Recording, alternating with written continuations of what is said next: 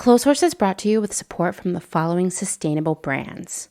Selena Sanders, a social impact brand that specializes in upcycled clothing using only reclaimed, vintage, or thrifted materials from tea towels, linens, blankets, and quilts. Sustainably crafted in Los Angeles, each piece is designed to last in one's closet for generations to come. Maximum style, minimal carbon footprint. Shift clothing out of beautiful Astoria, Oregon, with a focus on natural fibers, simple hardworking designs, and putting fat people first. Discover more at shiftwheeler.com. Late to the party, creating one-of-a-kind statement clothing from vintage, salvaged, and thrifted textiles. They hope to tap into the dreamy memories we all hold. Floral curtains, a childhood dress, the wallpaper in your best friend's rec room. All while creating modern, sustainable garments that you'll love wearing and have for years to come. Late to the Party is passionate about celebrating and preserving textiles, the memories they hold, and the stories they have yet to tell. Check them out on Instagram at Late to the Party People.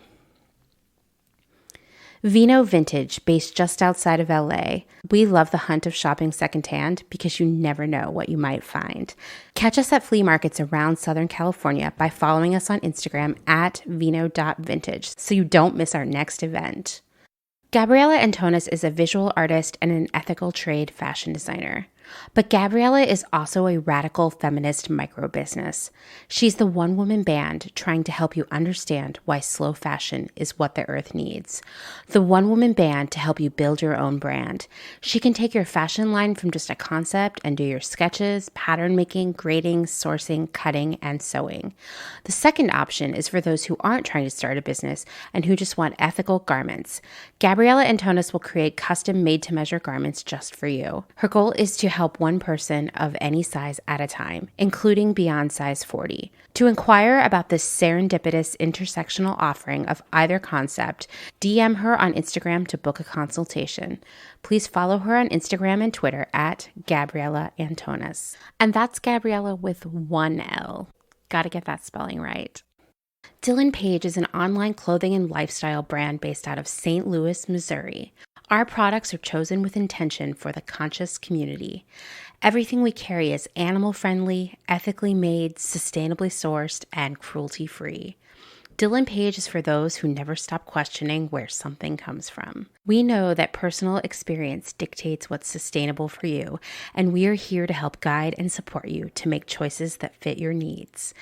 Check us out at dylanpage.com and find us on Instagram at dylanpagelifeandstyle. Salt Hats, purveyors of truly sustainable hats, hand-blocked, sewn, and embellished in Detroit, Michigan. Find us on Instagram at Salt Hats. Karen Kinney Studio. Located in Western Massachusetts, Karen specializes in handcrafted earrings from found, upcycled, and repurposed fabrics, as well as other eco-friendly curios, all with a hint of nostalgia, a dollop of whimsy, a dash of color, and 100% fun. Karen is an artist/designer who believes the materials we use matter. See more on Instagram at Karen Kinney Studio or online at www.ckinney.com. Gentle Vibes Vintage. We are purveyors of polyester and psychedelic relics. We encourage experimentation and play not only in your wardrobe, but in your home too. We have thousands of killer vintage pieces ready for their next adventure. See them all on Instagram at Gentle Vibes Vintage. Thumbprint is Detroit's only fair trade marketplace located in the historic Eastern Market. Our small business specializes in products handmade by empowered women in South Africa, making a living wage, creating things they love like hand-painted candles and ceramics. We also carry a curated assortment of sustainable and natural locally made goods. Thumbprint is a great gift destination for both the special people in your life and for yourself.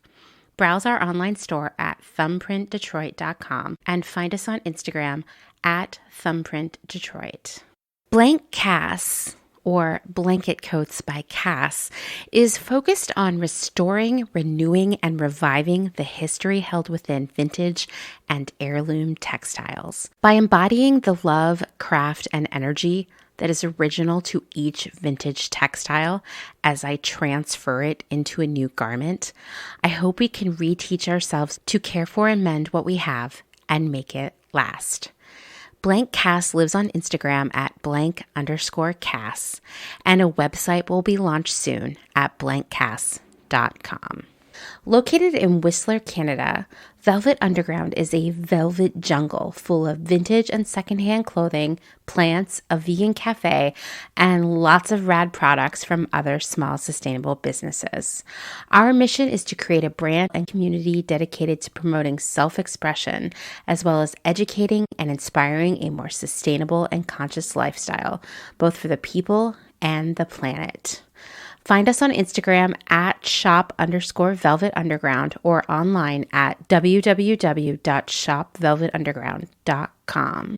St. Evens is a New York City-based vintage shop that is dedicated to bringing you those special pieces you'll reach for again and again. More than just a store, St. Evens is dedicated to sharing the stories and history behind the garments. 10% of all sales are donated to a different charitable organization each month. For the month of November, St. Evens is supporting Native Women Lead, an organization dedicated to revolutionizing systems and inspiring innovation by investing in Native women in business and leadership. New vintage is released every Thursday at wearstevens.com with previews of new pieces and more, brought to you on Instagram at wear_st.evens. That's Wear St. Evens. Country Feedback is a mom-and-pop record shop in Tarboro, North Carolina. They specialize in used rock, country, and soul, and offer affordable vintage clothing and housewares. Do you have used records you want to sell? Country Feedback wants to buy them. Find us on Instagram at Country Feedback Vintage and Vinyl, or head down east and visit our brick and mortar. All are welcome at this inclusive and family-friendly record shop in the country. Republica Unicornia Yarns, handmade yarn and notions for the color obsessed, made with love and some swearing in fabulous Atlanta, Georgia by head yarn wench Kathleen. Get ready for rainbows with a side of giving a damn.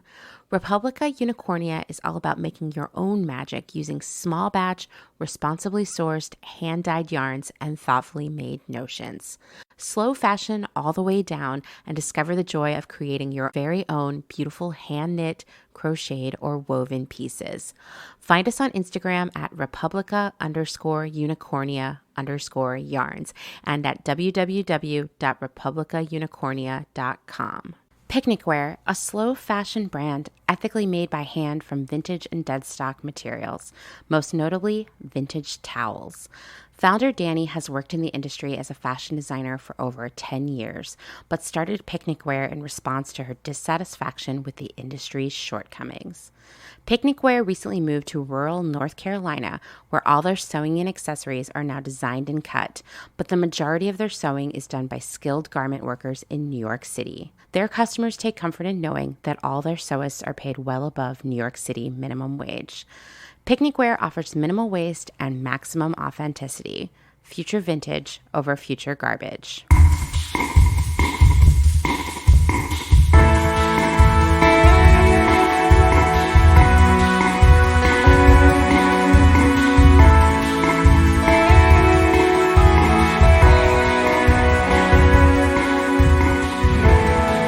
Welcome to Clotheshorse, the podcast that just is not ashamed to care about things. I'm a proud carer. And I'm your host, Amanda. This is episode 105. Some people might say 105. That's a lot of work, but pick your lane. Friends, we've reached the time of year when I must start recording while wrapped in a pink and red crocheted blanket. So for the rest of the year, when you hear me talking, just assume I'm swaddled in yarn, possibly wearing a jacket, because that's how cold my office/studio is here in Bird in Hand. We're working on it. I don't know if it's going to get there. My guest for today's episode is Liisa, the founder of the Gem app. I know some of you are familiar with this. We've talked about it a little bit in the Clotheshorsing Around Facebook group. If you aren't familiar with Gem, you've got to get on it because it's a search engine that allows you to search millions of products from thousands of online stores all at once. And it can help you find that specific piece of vintage clothing you're looking for, which, I mean, you all know, I'm preaching to the choir here. There are so many places to shop for secondhand online that it could be a part-time job tracking down what you need or what you're looking for. So Gem is great that way. Refinery29 called it the Google of vintage shopping, and, you know, fine. But I will say I've been using it and it's really, really useful and really cool. We'll be talking about how Gem works, why Liisa loves vintage, and she'll help me debunk some of the myths around vintage and secondhand clothing. For Liisa, vintage is a passion, so I know you're going to love hearing her thoughts. Before that, I'll share a message from listener Anni about her dad, compassion for others, and the importance of just generally caring about things. It's something that's on my mind, and I can't wait to talk to you more about it. But first, let's thank some of the most recent new Patreon supporters. Actually, I have a long list. This is the most recent of the last 2 months. There are more coming in the next episode. First up is Anna Sachs, aka the Trash Walker. You might remember her episodes from earlier this year during January. We like to call it Trash Month around here. She's doing so much cool work. Please go follow the Trash Walker on social media if you aren't already. Thank you so much for your support, Anna. I feel really, really honored. Next is Joe Lincoln, best name ever, who lives in Australia, one of my dream destinations in a post-pandemic world. And Joe sews a lot of clothes, teaches dance, and works a day job. So I'm super honored that she has time to listen to Clotheshorse. Thanks, Joe. Annika Gomez is an amazing knitter. Seriously, I hope to be half as proficient as her someday. And she's also working on a PhD in marine microbiology. I mean, we've got only the best and brightest over here at the Clotheshorse Patreon. I feel really special, honored, appreciated by all of you. All these rad people who support Clotheshorse. It's really, really cool. Annie Lilly can be found on Instagram as Wild Aspen Grove, and seriously, she is a genius at all things needle and hook related, from knitting to crochet to quilting to embroidery. Thank you so much for your support, Annie. Last but not least, we have Celestina Hudson, another talented fiber artist and weaver who also makes costumes. I think that makes her a triple threat. You can find her work on Instagram as the_weft_and_shed. Thank you so much for your support. If you, yes, you, are interested in supporting my work here on Clotheshorse, check out patreon.com/clotheshorsepodcast. You'll get access to exclusive episodes and some cute swag designed by me and Dustin. Or don't go over there and just keep listening to this episode because I'm glad to have you here. I've been thinking a lot about this whole bad art friend / kidney gate story social media storm for weeks now. It's really been on my mind. And if you're unfamiliar with this story, I suggest following Kidney Gate on Twitter or at least checking out their tweets. Or you could listen to Trend Lightly podcast's recent comprehensive episode about it. I'll link back to that in the show notes. I could do a whole 2-hour episode about Bad Art Friend, which, by the way, began with a New York Times story of that name. And I'm not telling you to go read that story first, although maybe you should, but it's told in a way that feels really unfair and, just inaccurate. I guess you should read the story. That's how my experience with it began. I'll link to it. Anyway, it's a whole complicated story. Like I said, it would take me hours to unpack it all for you. But one element of it is that a bunch of so-called friends were shitty and mean about another person in their friend circles, another woman's kidney donation. Yeah, not even a kidney that she was donating to a friend or family member, which would also be amazing, but an anonymous donation. She literally gave a kidney to a stranger, which is one of the most selfless acts I can imagine. This group of so-called friends proceeded to shit talk her in every possible way, attempt to freeze her out of social and professional events, and ultimately pretty much encouraged another writer to plagiarize a letter she wrote to the last recipient in her donation chain. Because that's the thing. She donated a kidney to a man, and his wife then donated one of her kidneys to a total stranger. And so right there, thanks to her donation, 2 people got to live free, hopefully, of dialysis and have a long and healthy life. I mean, that's incredible. Anyway, these so-called friends were they were just snarky. They were mean. They were mean, toxic people, all because she was sharing her experience on social media and in general just sort of hyping the idea of being a living donor, which, by the way, organizations involved in living organ donation encourage everyone involved, both donors and recipients, to post and talk about their experience as much as possible. Why? In hopes of getting others to also consider living organ donation. It's a really big deal. We do not have enough organs out there for recipients. This group of friends in quotation marks just could not stop making fun of her commitment to doing something good in the world. They were mean. I've seen the texts. I've seen the emails. Like I said, go check out KidneyGate on Twitter for all of it. This whole thing is wrapped up in tons of classism, bullying, and just sort of a social pile-on. I'm sure you've seen something like this play out in the people around you at some point. It got me feeling a lot of feelings.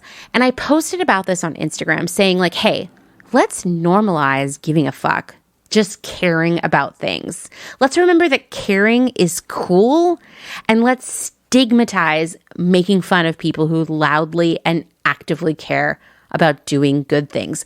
Why would it ever be embarrassing? Why would it ever be shameful to be a good person? I don't know, but real talk, it is to a lot of people. One of the members of our community, Anni, was inspired to share a story about her dad, so let's take a listen. This is my dad's story. His name's Robert Weitzel. He grew up in Bucks County before it was a bedroom play community for New York City and Philadelphia. It's 1930s, early 40s, and he's talking about compassion and empathy, and the discussion started with my sister and I and my brother not understanding why he would give money away today to other people when he needs so much, because quite honestly, he's living on a small check, so security-wise. And I got to visit with him this summer, and we were talking about, the world's kind of crazy, and just really, why is everybody so mean? And this discussion really starts about him talking about being on the farm with his siblings and his mother, and his father is pretty damaged from World War I. He started talking about why he gives and why he thinks it was always important to give to people who didn't have any more than he did or even had less.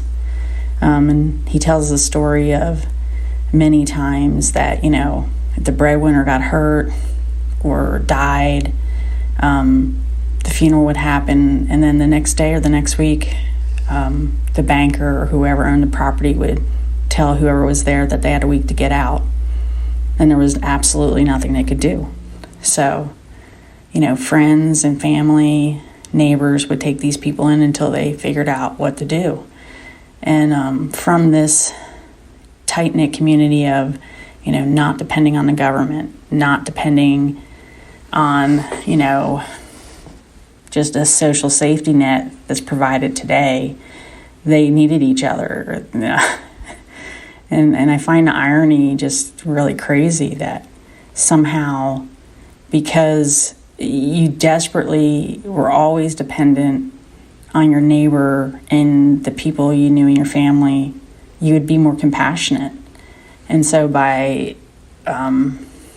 somehow people thinking those poor people today are the others, and that the government's taking care of them somehow, that we don't have to. And my father today, even if he gets $10 to mow someone's yard or $25, he'll give it away to someone else. And, if I didn't know this backstory, I would think he was a lunatic. And even some days I do too, even now, because I just know, he can't pay his taxes, so the family's now helping him pay the taxes on the house. And it just seems sad that because we're not as connected and out of necessity, that we just think the other is taken care of by the government. When really, when do we stop caring? When do we stop being kind because somehow we don't need each other now? So I leave you with this story because I just kind of gladdens my heart to know that my dad has this compassion deeply from years and years of seeing tragedy. And I think there's still kindness today. I just think that the loudness and the amplification of the dissent and the meanness outweighs the good. So maybe it's time we start telling good stories. There actually is a podcast from Freakonomics talking about why is, Americans so Americans, and why is our news so bad and so leaning towards awfulness rather than the good. First off, I just want to thank you so much, Annie, for taking the time to record this. Next, I'll link to the series on Freakonomics about the individualism of the U.S. and how it's gone awry. Annie refers to it in her message. I haven't listened to it yet, but I was reading the transcripts, and I'm excited to actually give it all a listen. I definitely grew up in an environment where, while everyone was poor, receiving any assistance from the social safety net from the government was stigmatized. It was better to be hungry and sick than take a crumb from the government. I don't know why, but that is the reality of the environment I grew up in. And there wasn't, unlike Annie's family, a group of neighbors and other people helping one another out. It was the worst of both worlds, I guess. Like I said, I don't know why this was happening, but I will tell you, for example, at some point in elementary school, my mom stopped getting my kidney medication refilled because it was too expensive for our family to afford. And I'm sure there would have been some sort of government-funded healthcare for a sick kid, but we were, in my mom's eyes and my family's eyes, not that kind of poor people who accepted help. And that's ridiculous. I don't know. Maybe you know some people in your life who are like that too. I hate it. And I also hate that so many Americans believe that the government is taking care of people in need, and therefore we don't need to help them out otherwise. I'm going to tell you this. As a person who in my adult life has required some assistance from the social safety net, I mean, first off, I was unemployed for the entire pandemic and I had to collect unemployment. But even before that, if you're new to the podcast, you might not know this, but my child's father died very suddenly a few months before they were born. And it thrust me into a very bad financial situation. I'll tell you this about the social safety net. Imagine it's one of those cold, rainy November days. That November rain that Guns N' Roses was so inspired by. So it's chilly, it's damp, and you have two options for outerwear: a waterproof coat with a hood and a cozy lining, or a trash bag with a head hole cut out of it. You're obviously going to choose the first option, right? But the social safety net, and you know what? I'm just going to say I hate saying that phrase because it implies something better than it is. Let's call it government assistance.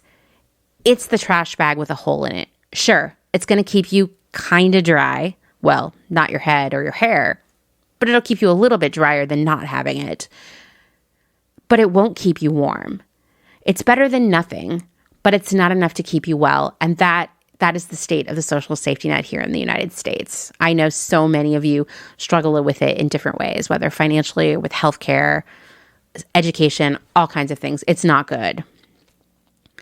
I can't figure out if it's a super American thing to feel embarrassed about caring, to look down on those who care and try to do good things for the world, to look deeply for a dark ulterior motive when there probably isn't one, to feel good and fine saying terrible shit about someone who works hard to do nice things, who is generous, who is kind, who is thoughtful, who is compassionate. I would love to hear from those of you who live in other countries. Is this an American thing? Is it a human nature thing? A 21st century thing? A generational thing? I don't know. Please advise. The bad art friend story struck such a chord with me because I've had that group of friends. I specifically had them in Portland, and when I look back, I realize yes, me, Amanda Lee McCarty, was the one they liked to make fun of. They found my earnestness embarrassing, my desire to do good things unbecoming, and my general kindness was just really unacceptable. And I'm sure there were all kinds of layers of classism wrapped up in that because all of them came from, most people come from a higher socioeconomic background than me, but they definitely did. Yet they were also my friends, the kind of friends who secretly think you're gross and embarrassing, the ones who will always remind you of your lowest moment when you're feeling triumphant. I told one of my friends that I was finally feeling successful after moving into a director level role in my career. I'm just going to say this again. I come from a small town. I had a really bad nightmare childhood. I've had a lot of health problems. I lived in a trailer more of my childhood than not. People like me don't get to go out and have director level careers in buying. They just don't, right? I felt proud that I was getting some success in my career, a career that someone like me generally doesn't get to have. I was telling my friend how I wish that I had a family that would celebrate that I wouldn't feel so alone. And my friend said, well, the good news is that you're not successful and you never will be. Yep. Friends. Well, we're not friends anymore. We're not enemies. I just don't talk to them because I have other things to do. I have things to care about, right? I'm not here to talk about how mean and shitty friends can be, although I'm sure everything I just told you resonates with a lot of you. But instead, I want to talk about the stigma against caring. The idea that caring too much is even possible, that expressing your concern, your passion, your desire to do good things is somehow embarrassing or uncool, that you should keep the work you're doing a secret or something. I'm going to tell you that caring as much as I do publicly can be very hard sometimes. At my last job, I made it clear that I would not give a dime to Chick-fil-A, and everybody on my team acted like I was just the biggest bummer social justice snowflake, just an unbearable person for not giving my money to a company with an anti-LGBTQ agenda. And you know what? I'm going to tell you, it got into my head sometimes, and I felt embarrassed. I would ask myself, why do I care so much when so many people don't? Maybe I'm the problem, not them. In the era of Clotheshorse, I might work on an Instagram post for 4 or 5 hours, only to have someone comment that they hate the font or they wish the post were better. I'll work 12 hours on an episode of the podcast only for a stranger to say that they hate the sound of my voice or think I'm stupid. Vegans send me hate mail. Trolls tell me that I don't care enough about white people. It's hard to be out there fighting to make a difference. And I know you experience similar things.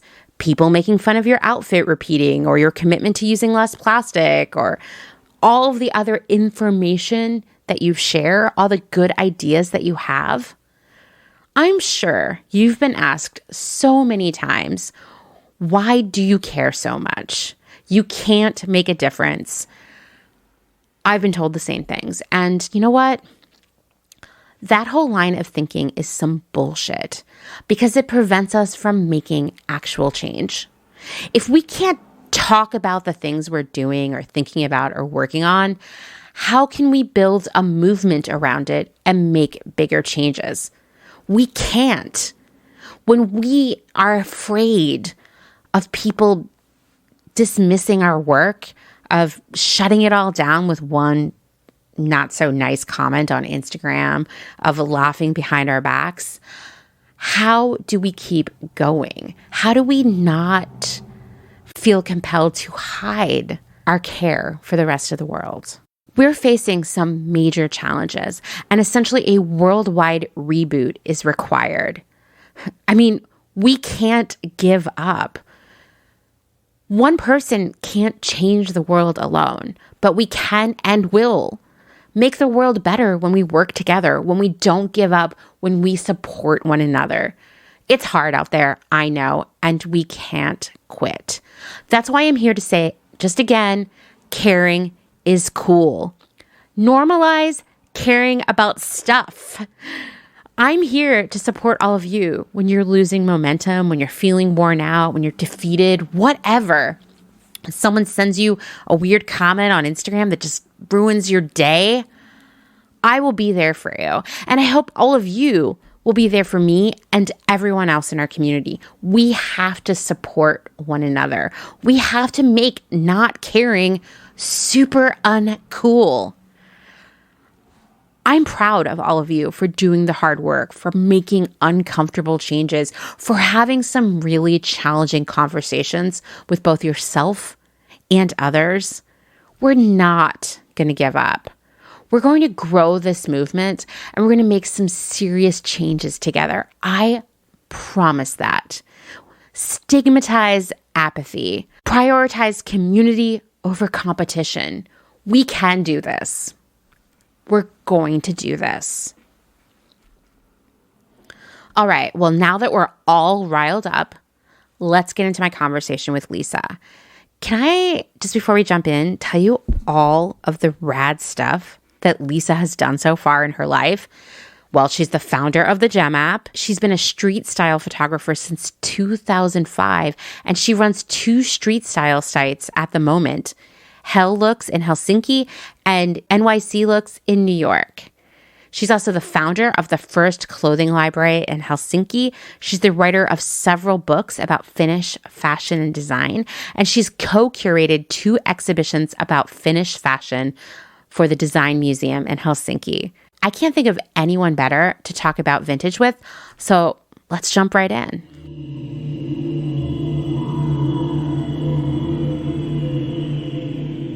Why don't you go ahead and introduce yourself to everyone? Well, hi everybody, I'm Liisa and I'm the founder of Gem Vintage Search app. I also work as a street style photographer and my street style blog, it's called NYC Looks. And so you live in New York City. Yeah, that's correct. But you can probably hear an accent. So originally I'm from Helsinki, Finland, where I also studied taking the street style photos. But I have been living in New York now, wait a minute, how many years? It's something like 4.5 years. And before New York, I also lived in San Francisco for a couple of years. Oh, wow. That's great. So you're getting all the experiences. I'm not going to ask you which city is your favorite because I'm sure there are going to be people listening who have really strong opinions and might get upset. Well, but I can say that I love them all. So everyone can be happy. There you go. Yay. So Gem app it's interesting to me. I have been hearing more and more about it lately. Like we have been talking a lot on Instagram, on the Clotheshorse podcast Instagram, about thrifting and thrifting tips for other people in the community. And multiple people have said, like, I use the Gem app because it helps me, set notifications for things I want, and it saves me time, and it makes it so much easier, which is great because there are way too many places at this point to buy vintage or secondhand, but it's really hard to do it efficiently.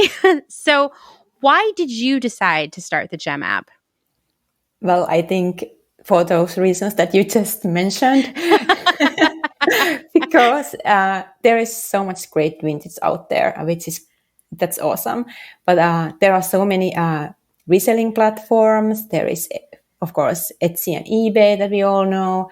And there are new platforms, and there are also thousands of independent Shopify and other stores. So if you are looking for a specific vintage item, it's very hard to make the decision to like where to even start looking.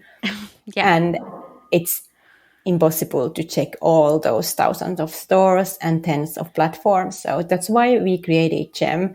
And what Gem does is that it brings all online vintage into one search, and it helps you to find the items that you are looking for. So instead of opening multiple apps and websites and tabs on your laptop, you can just open the Gem app or our website and start looking around.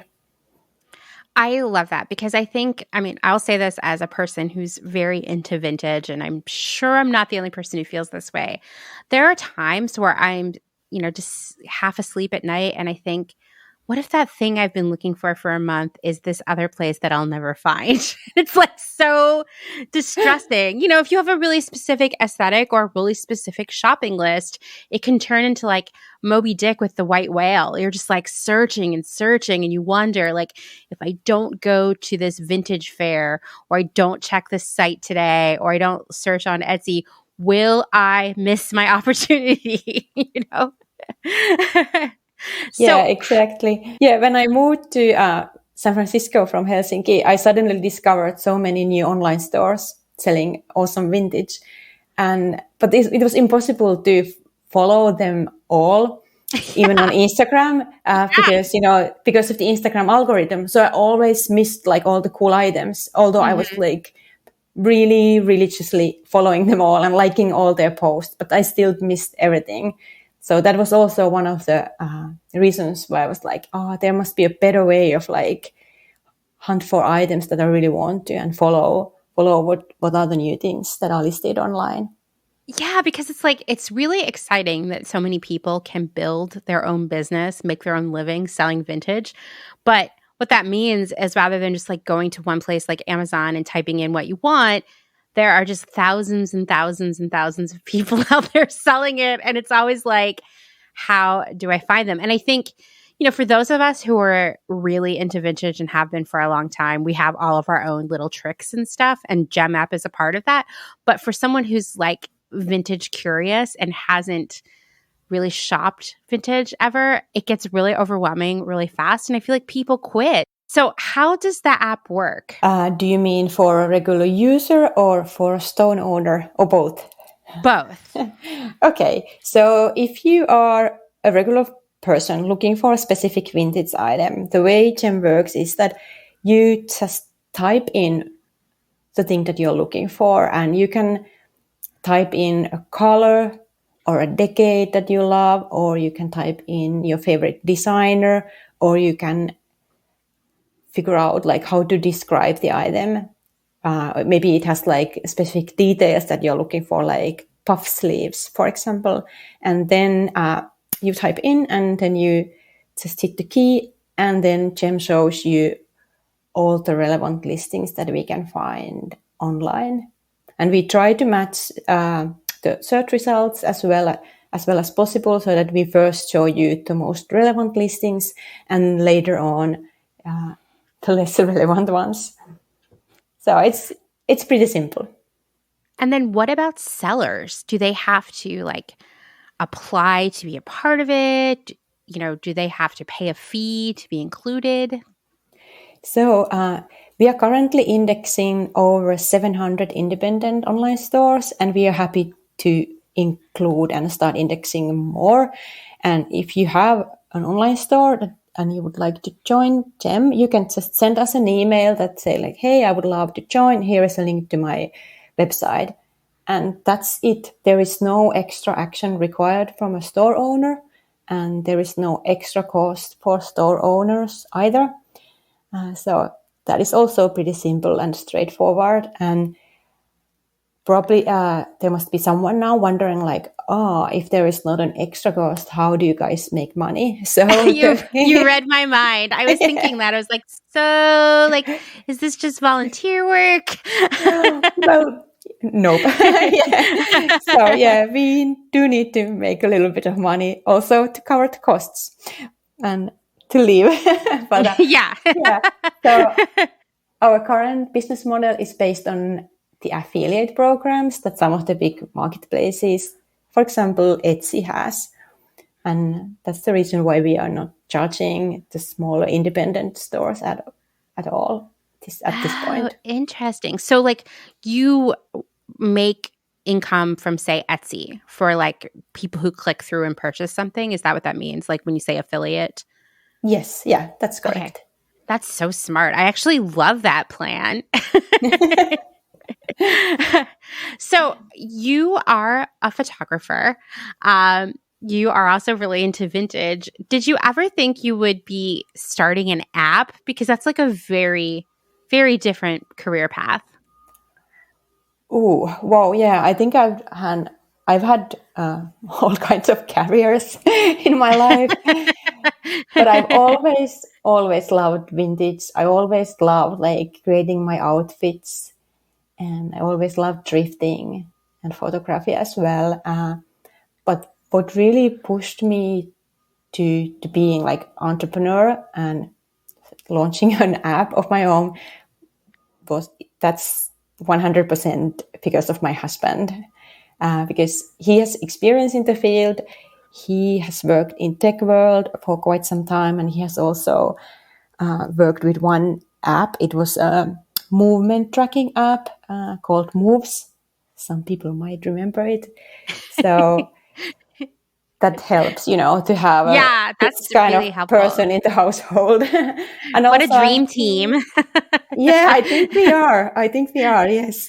And also like he has more of this like entrepreneurial mindset than I ever had. Now I think now I have it too, but I didn't have it like initially when I was like 20 years old.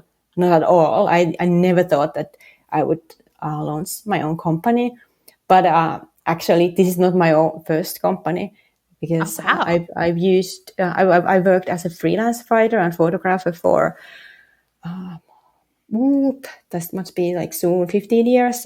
I don't do that job too much anymore because I don't have time for that. And then I also had clothing library. Ooh, I like the sound of that. Yeah, we had it for like 3 years just before I moved to San Francisco. So you can say that GEM is already my third company. So I've been I think that's cool. I've been growing slowly. So, okay, you have your husband who has more of the tech experience. So did you go to him and you were like, I'd really wish there was an app where we could make vintage shopping easier? Like how did you come up with the idea? Well, that's basically how it worked out. I guess I was lucky here. Yeah. So while we lived in San Francisco, like I mentioned, I suddenly just discovered so much vintage and so many new stores, and I was like so happy, but also overwhelmed because I didn't know like how to follow them all. And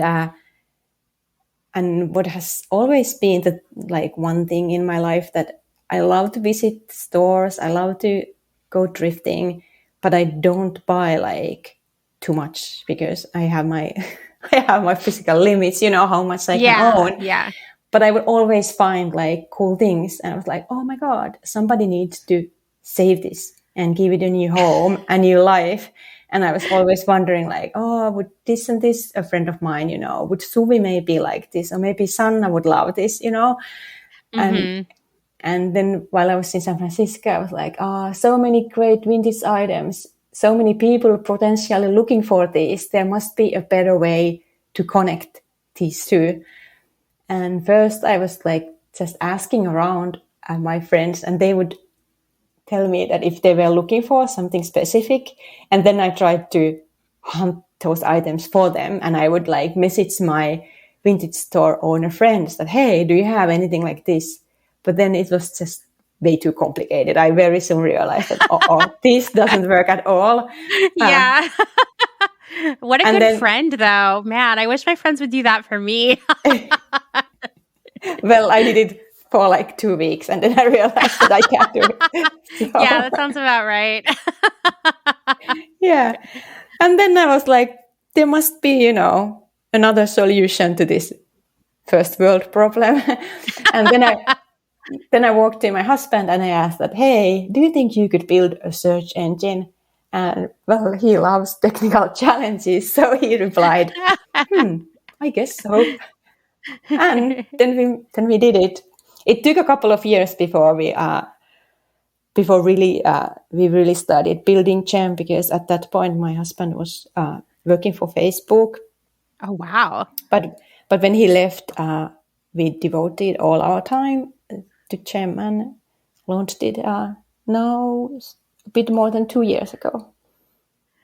I mean, that is such an amazing story, and I hope is going to inspire a lot of people to literally take something that you love and turn it into a business that actually, I mean, you know, it benefits so many people. It benefits all these individuals who are trying to make a living selling vintage, and it benefits all of us who are, you know, looking to have a more sustainable wardrobe. So it's what an amazing dream come true. But I'm sure it wasn't always easy. Like, did you face obstacles like getting people involved, getting brands, you know, companies to sign on? I think all the vintage stores really reacted like nicely, and they were happy to jump in. Also because I knew quite many store owners even before, because, you know, I always visited their stores. So That's great. Yeah. I think the biggest challenge with everything is that, especially when you are making something that didn't exist before, when you are like a pioneer in the field, so to say, it's a challenge to get the word out there, and also a challenge to get people understand what you are doing, because, you know, Gem is not a marketplace, but it's a search engine, so it's different from Etsy and Depop. So it might take, you know, a couple of seconds before you get the idea. It's not like, and I understand it, because there isn't. Yeah, I mean, that makes sense to me. I think that's a really good call out, is that most of the time when you hear of an idea of like this, you assume it's a selling platform. And so it could be confusing. So, like, just to be clear for everyone who's listening, you don't actually buy anything from Gem. Like, you're buying it from whomever was selling it, you know? Like, you're not, you know, Gem's not providing like the shipping labels and whatnot to the seller. Like, you know, you're just like helping people find things. And, you know, in my experience working in retail for a lot of big brands, is we always struggled with a good search engine. Like, it's kind of the hardest part of the internet is search. And I see that even on Etsy all the time. Their search algorithm is not very good. It's better than it was, but I feel like Gem is a lot more straightforward. Like, I get cleaner search results. So your husband should be really proud. Okay. Tell him that I said that. I will tell this to him. So it sounds like, you know, shopping vintage and making it more accessible to people is a personal mission to you. Why is vintage so important to you? Oh, there are so many reasons. Okay, maybe I can start with personal reasons. Like I mentioned, I always loved dressing up and just like creating my outfits and, you know, having a colorful, fun wardrobe. It just brings me so much joy. And I think that dressing up can be a kind of form of everyday creativity. It can make, and clothes can just make your life so much happier and fun. Agreed. Yeah. I agree. Long before I was thinking a lot about sustainability, I was thinking a lot about how shopping vintage felt more personal and more creative to me than going to just a regular store and, you know, buying something from a huge stack of the same thing, you know? So I've really been like, for me, vintage has been a lifelong passion too. It's just like part of my identity, I guess. How do you think we get more people to understand how magical vintage can be? Because I sometimes worry that people are intimidated by it or think it's dirty or something. Well, I think because there can be, I guess, many reasons why a person has never been thrifting or hasn't bought any vintage items before. But I also think that once you find vintage, there is not really way of turning back because there are so many good things about vintage. Like we already discussed, it's unique. It's so much more easy and more fun and more creative to create your outfits when it's a mix of vintage and maybe something more new. Also, of course, it's just more sustainable because the piece that you are buying and wearing, it already existed in the world. And, I guess we all know how harmful the fashion and textile industry can be in the world. So, and you can also save some pennies if you shop secondhand. So there are just so many reasons to buy secondhand. But then, like, how to get more people into this to realize the joy of vintage and secondhand? I think, it depends on like what are the reasons why someone is not doing it yet. Maybe they don't know like where to start because there are so many stores. Maybe they think it's too expensive for them, and there can be like various reasons. But I would think that and suggest that if you are completely new to vintage and thrifting, maybe ask a friend who already knows something about thrifting and vintage and ask if they could show you around, share their tricks and secrets. Or maybe if you don't have a friend like this, maybe just another friend who could, start thrifting with you, because it's so much better if you share the experience and you can learn from each other and you can discuss the things, while you're thrifting. You can show the item to your friend and ask, hey, what do you think about this? And maybe your friend will be the one who is like, oh, I think it's too big for you. Maybe you should try it on. And yeah, I love it, but have you checked that there are all the buttons are there and things like that. So yeah, ask a friend. That's my first suggestion to get going.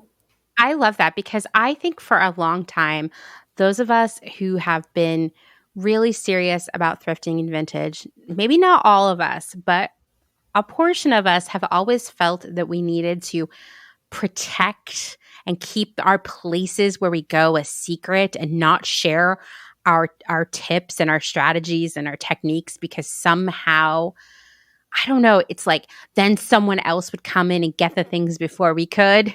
And like, there's just so much to go around. I think it's really important to remember that. And rather than like thinking of thrifting and vintage shopping as this like secret we need to protect to make sure we always have enough, instead thinking like, wow, there's so much stuff and we need to show more and more our people all of our experience and wisdom and skills and secret spots, because that's how we enable more people to do it. I don't know if you have any friends who are secretive about like where they get things, but but I have a funny story how I was like not sharing secrets. This happened when I was still going to high school. Okay. And, this was before internet. So I saw a little announcement in a local newspaper about this. A local community was having a sale of their like thrift store. And you could grab any amount of items as long as they all fitted into one plastic bag. Oh, this sounds like a good deal. I'm excited, even though this happened in the past. Yes. And the price of the whole plastic bag was 10 Finnish marks. So this was even before euro. And 10 Finnish marks would be less than €2 now. So wow. Like, basically nothing. But when I saw this announcement in the newspaper, I didn't tell anyone. I didn't tell my friends. And, when the school finished, I just grabbed my bike and, biked through the city to the secret location and filled my bag and went back home, like secretly. But how embarrassing, then next day when I want to wear my new pieces, my friends would be, of course, asking like, whoa, Liisa, where did you get that cardigan? It's so cool. And then you can't like tell like where is it from because you didn't share the secrets in the first place. Exactly. We have to share the secrets. Listen, I have totally been a part of that too. When I was in high school, there was a place in town. Well, it was pretty far. I'd have to ride 2 buses to get there, but they sold clothes by the pound, and it was just in mountains, and it was 25 cents per pound. So very, Wow. very inexpensive. Yeah. And I would go there every week, like every Saturday morning. I'd get up very, very early and take these 2 buses to this place. And I would never tell anyone. All of my other friends were into thrifting, and I wouldn't tell any of them because, I was like, I don't want them to get the good things or something. And then, as I'm telling the story, I mean, there's like literally mountains of clothes there. Like 10 of my friends could have come with me and we still would have had plenty of stuff to go around, and there still would have been mountains of clothing left when we left. But it just is like, I think it's a weird human nature thing that we need to like keep it a secret. And I'm hoping that we can all overcome that as we realize that there are mountains of clothes out there for all of us. Yeah, exactly. There will be enough for everyone. And also like so many things are much more fun to experience when you share them with someone. I agree. I like going thrifting with other people. I think it's really fun because often they see things that I don't and vice versa, and we find things for one another, and it's just generally fun. But if I were going to go to a normal store and go shopping, I'd probably want to go alone. It's like a totally different experience, So I'm going to tell you some things that I hear from people about why they don't wear vintage or secondhand, and I want you to tell me what you would say back to them. Okay. Are you ready? Okay, let's try. Okay. How about people who say there are not enough options and I can never find what I want? Well, here we go. That's why we created GEM, because there are like, for example, we are indexing 32 million items at the moment. What? Yes, 32 million items. And I know that that's only a small part of all used clothing items that there are in the world. Yeah. I know that there are still some platforms missing from GEM because we haven't got permission from them yet, or we don't have like all, let's say like we don't have Japanese eBay, for example, because it's written in Japanese. So we are not there. Maybe we'll have it at some point. So I know that there is much more in the world. So there will be plenty of things for you. You just need to know like where to go looking. But that's why we created GEM, to have like one stop shop or destination where you can do your searches and make the search like more convenient and easy. Yeah. Yeah. Okay. What about people who say you can't have a strong personal style if you wear secondhand and vintage? Well, I totally disagree. I mean, me too. I think that you can't have a strong personal style if you only shop fast fashion, because at a certain point of time, only some things are considered fashionable. But style is a much more wider concept. Like anything can be basically stylish at this given day. And when you shop vintage, you have basically all kinds of styles available. You have all the decades and all the shapes, colors, prints, anything that the world of fashion has known. So there are endless possibilities to create your personal style. And I think like the more like different your style is from any other style that is out there in the street, the stronger it is. And you can only do this with vintage. And also, like if there wasn't any secondhand or vintage clothing, I think I would never get any photos for my street style sites, because I would find all the outfits so boring and everyone would look exactly the same. So whom would I photograph? That's true. It would be, your life would be so different. Oh my God, yes. Maybe you'd be a nurse or something like that. I don't know. Whoa. Maybe, yeah. That would be totally different. But totally different. I was trying to think of what would be the most different job.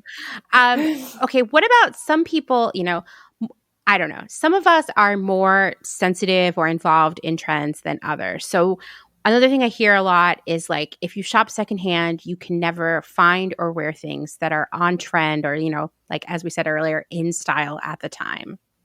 I fully disagree again, because all the trends go in circles. So if you open a contemporary, any fashion magazine, it's full of inspirations taken from the past decades. Like right now, you can see a lot of 70s stuff, 90s stuff, early 2000s, and you can easily pick up any trend that you can see in the fashion magazines or in the fashion press and shop it secondhand. No problem, because the thing already exists. There are like very few things that are so new in the world of fashion that you wouldn't find them secondhand. Oh, I totally agree. I mean, when I was working in fashion as a buyer and doing product development, we would always create new clothes out of old clothes. So we would go vintage shopping for inspiration, buy vintage clothing and be like, let's make this, basically. It probably wouldn't be as good because we weren't going to use as great of like zippers and fabric and whatnot. Like these clothes weren't made to stand the test of time that the original inspiration garment that we used was. It was like we were just making a cheaper version, a lower quality version of amazing vintage stuff. So Yeah. I think that not only can you like find something that is going to last a lot longer for you and be even more unique, but it builds a personal relationship with your clothes that you might not have if you went and just picked it off of a rack where it's surrounded by duplicates. Exactly. Just feels special. I mean, for me, I don't know about you. I mean, I have, of course, in my life bought new clothes as well as vintage. And it's all my vintage clothes that I've been holding on to for years and years and years and years. And it's the new clothes that I end up donating or reselling or giving away. But the vintage ones, I'm like, no, that's mine. Don't touch it. That's staying with me forever. Oh my God. Yes. So exactly the same is actually happening right now. So yesterday I visited, we have a storage unit here in New York, and I had too many clothes there. And yesterday I went there and I took like almost everything out, and I quickly went through them all. And I already made so many decisions, like which items I want to keep and which ones I'm ready to donate. And the ones that I'm going to donate, they are all new items. But if it's vintage, it's hard, really, definitely harder for me to let go. But I guess it's because they are more unique, they are more special, and somehow I just love them more. That's how I feel too. Even if it's a sweater that I found at the Goodwill that is secondhand and not even necessarily vintage, to me it is so unique because I found it and it was at the right place at the right time. And I tried it on and I was like, this is exactly what I've been looking for. And it was the only one there. And it was after so many times of searching. And so even if it's, I look inside and it has an H&M tag or something, I'm like, this is still the best sweater. And it's living with me forever. That's how I feel like I just have this different commitment to it. But if I went into a store and there was a whole stack of sweaters that all look the same and I bought one, a few months later, I'd be like, I don't want it anymore. It's so interesting how that works. Yeah, I know what special. you mean. Yeah, it's just so much more special. Well, what is your advice for people who are looking to have a more sustainable wardrobe and, lifestyle as a result of that? Are we talking about like your whole lifestyle, also anything else than just clothes? I mean, clothing is a big part of it. Yeah. Let's be honest. well, but if we can talk like everything, because, I was thinking about this, like how to get more people maybe try choosing secondhand, choosing used more often. Mm-hmm. Is that the same thing I think applies for like our like eating habits and on our clothing habits. So you don't need to go like 100% vintage and secondhand. You can just maybe once in a while, maybe like every fifth garment that you want to have or that you need can be used clothing item. Mm-hmm. The same way you can think about your like meals. Maybe like you only have meat once a week instead of eating meat every day, because that makes a huge difference if you want to live a more sustainable life. I love that. Yeah, I think it is. It's not like today you have to go upstairs to your closet and take all of your fast fashion clothes and burn them in a pile and then start all over thrifting. Like that's such, I don't know, that's so extreme. And really it's like a little bit turns into more when it comes to changing the way you live. Yeah. And if you have some fast fashion items, like you mentioned, the H&M sweater, you don't need to get rid of it. Instead, like take good care of the things that you already have. And when you're like, okay, now I would love to have a color red, like more color red or something in my life. Or I need to have a new like summer dress because, whatever. So go and shop your own wardrobe first because you probably have something there already. But quite often we have like so many clothes that we tend to forget all the things that we already own. Yeah, it's true. Have you ever seen the movie Clueless? Yes, I have, but it was so many years ago. But yeah, I know the styles. One thing that has stuck with me from that movie that has been like a life goal, and I always wonder why the technology still doesn't exist, is the weird computer that she had that would help her pick out outfits from her closet, and like they would spin around and she could like pick the top and the bottom. And I was thinking like, why don't we have that now? Because the average person forgets about so many things that are in their closet. And wouldn't it be great if you had an app that was everything you owned and would help you put together outfits every day so you would remember to wear things and you would have a better idea of what you had, and it might help you wear things in new ways that you hadn't thought about? Because, a lot of us were always like, oh, that shirt goes with this skirt and that sweater, and you always wear it that way. You never break them apart. But what if you had an app? Maybe this can be your next app that you work on that put together new outfits for you. But I feel like there have been apps like that. Or maybe it was just in Clueless, but this sounds so familiar to me. Yeah, I don't know. I think it would be a great idea. Listen, I would buy that. I bet it would be work because you'd have to like go in and photograph everything you have. And for those of us who have a lot of clothes, I've been collecting them for a long time. That would be quite a project.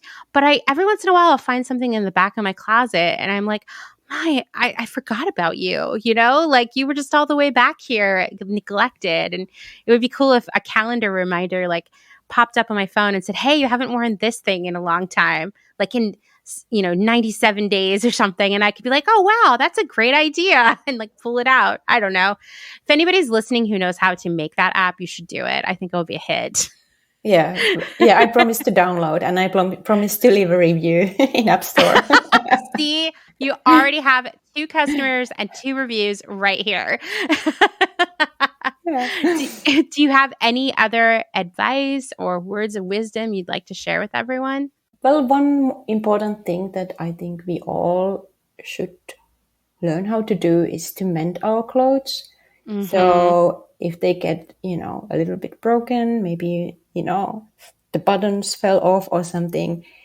So many things are easy to fix. So it's good to, have those skills, and they are very easy to learn also. So little things like that are not the reason to throw away the garment.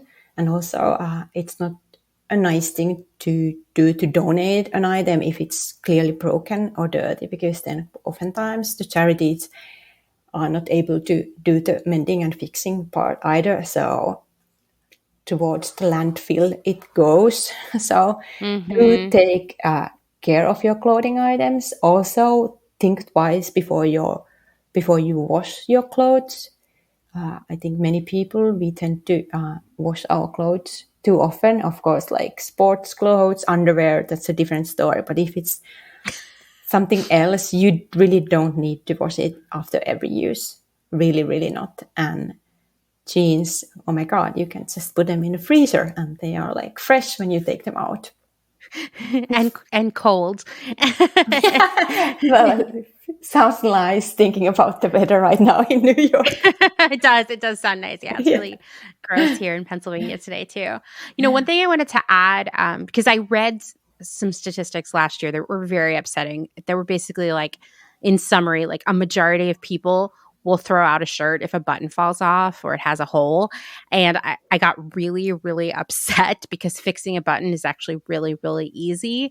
I think it's because most people don't have some basic sewing supplies in their homes. And I think it's a really great idea to have needles, to have a few neutral colors of thread, some nice scissors, some safety pins, and keep them somewhere really accessible. Like even when I travel, I carry a little kit with me just in case, buttons fall off, things break. You get caught. I get caught on fences a lot and things like that. Or my dress is always caught in the car door, So I am always fixing things. And I think maybe one of the reasons that often these things get tossed aside is because it's not convenient to fix them in the first place, because you're not prepared to do it. Yeah, probably so. Because right now in New York, I don't have a sewing kit with me, and I can tell you I would need it quite often. And also if you have any spare buttons, spare them, keep them, because you might need them if you lose a button from your shirt. It's true. A lot of clothes will come with that spare button, and I think most of them go in the trash, which is not the point of them. You're supposed to save them for when you lose one. Yeah. And, get a little, extra, I don't know, like a bin where you can put them all so you know where it is, and they will be all, where your sewing supplies are.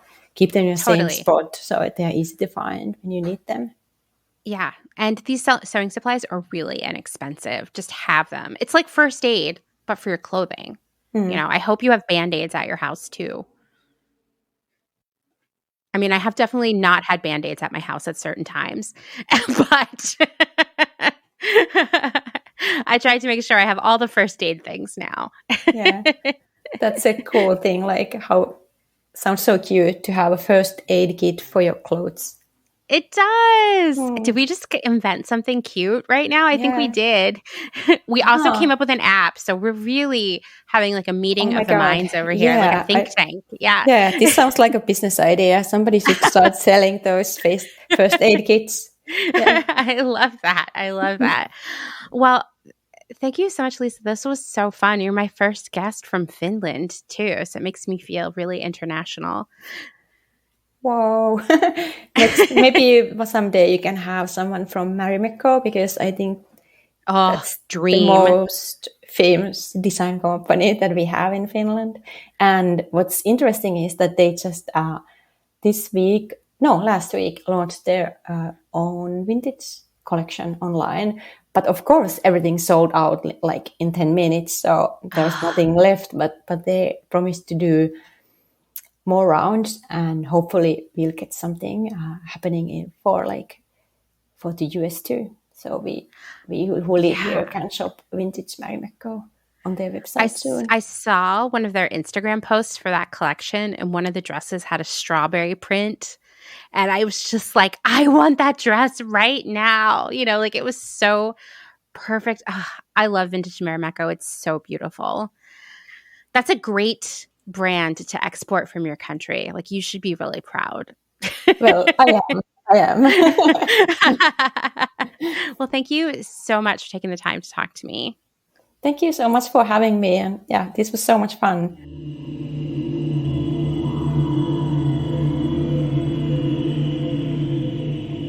Thank you again to Liisa for taking the time to talk to me. I am so excited for all of you to run out there and try Gem. I can't recommend it enough.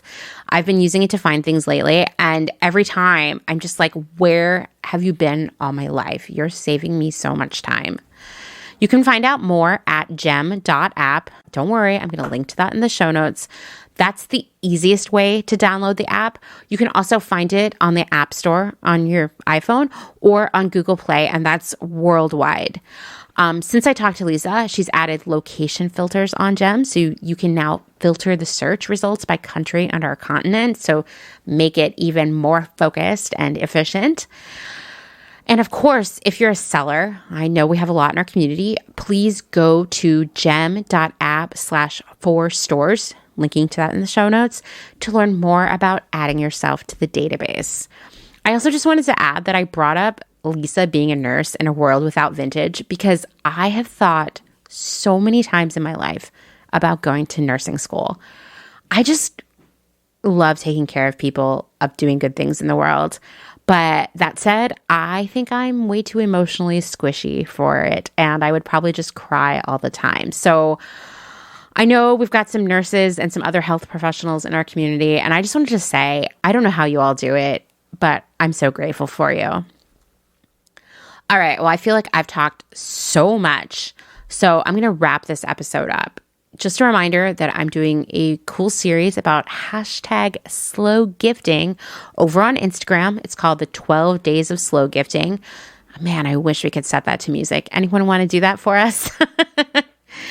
Anyway, it's 12 days of slow gifting. It's really spread out over 20 days because I'm in charge around here and I can do what I want. But please check it out. And I want to remind all of you that we need to do everything we can to support the small businesses in our community, especially right now with Instagram and everything else going on in the world. For the next 2 months, I'm going to be sharing cool small businesses in Instagram stories every day, along with secondhand and small biz gift ideas for all of you. And I hope all of you will consider doing the same. I'll also be featuring small businesses on the remaining podcast episodes of this year. You know, I've said it before and I'm just going to say it again. Our future depends on small businesses and dismantling big businesses. So let's work together to support all of the makers, sellers, and small brands in our community. Thanks for listening to another episode of Clotheshorse, written, researched, hosted, and edited by me, Amanda Lee McCarty, with a little help from this blanket that's currently wrapped around my legs. If you like what you're hearing, please rate and review on Apple Podcasts, maybe consider subscribing, and of course, tell your friends. Thanks, as always, to my other half, Dustin Travis White, for our music and audio support. Bye.